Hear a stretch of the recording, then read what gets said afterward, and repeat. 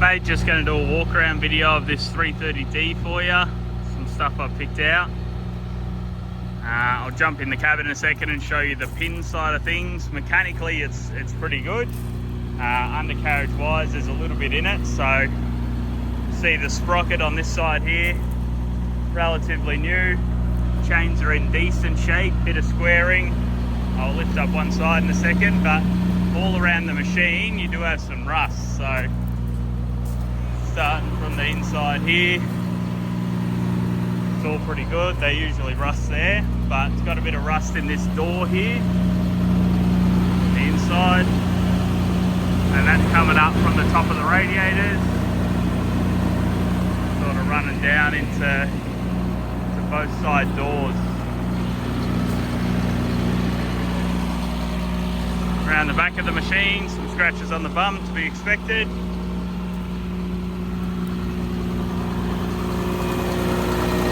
Pump side of things.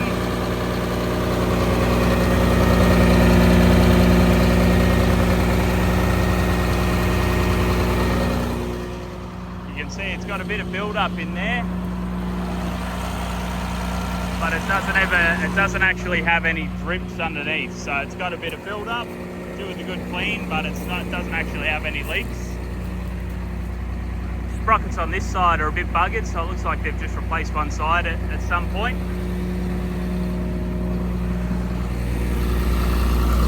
Moving up around the slew area here, you can see a fair bit of build up around the slew, but again, same thing. It's not a major leak. It's not coming out the bottom.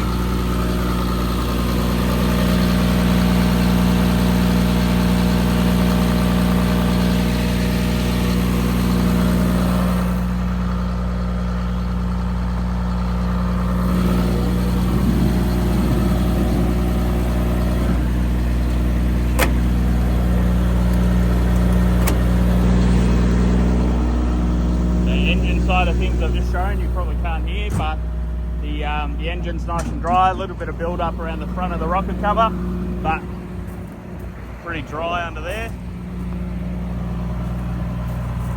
So the slew area, like I said, it's not really pouring out the bottom, it's just a bit of build up. Let's close these doors off.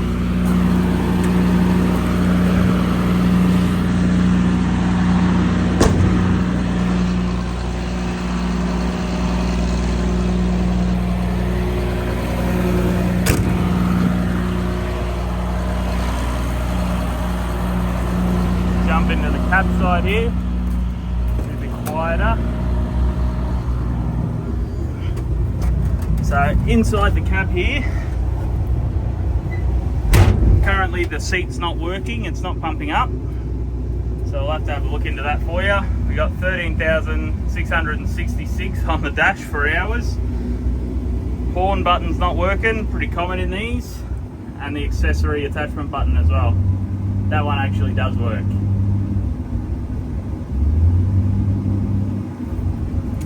You got quick hitch, so I'll just make sure that quick hitch there works as well. Aircon's decently cold.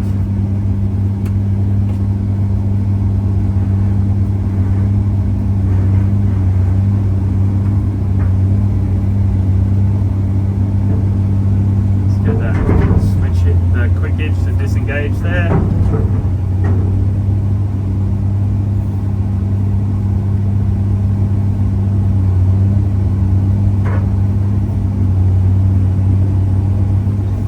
Quick hitch is all working. I'll just give it a shake around. It could probably do with some shims. See that there?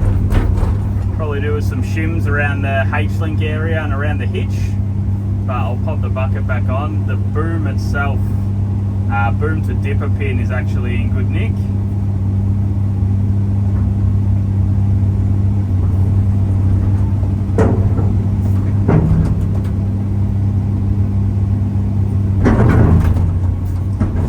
Bucket re-engage there, chuck that down on the ground. Plenty of power to lift the machine right up, and I'll just slew a bit here to show you that top pin.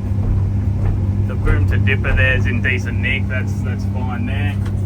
You won't see on camera. I'll just check now on the pins for the lifting cylinders.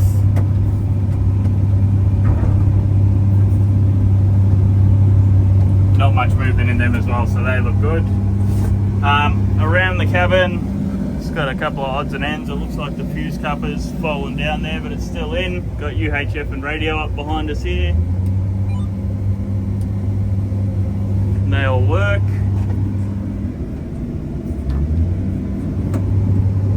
Everything else around the cab there is working good. I'll slew it off to the side here and just get a look at the undercarriage as well.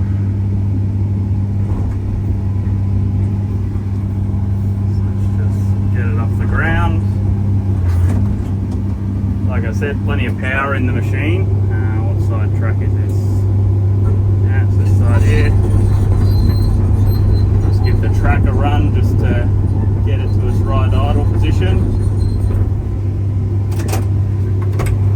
Alright.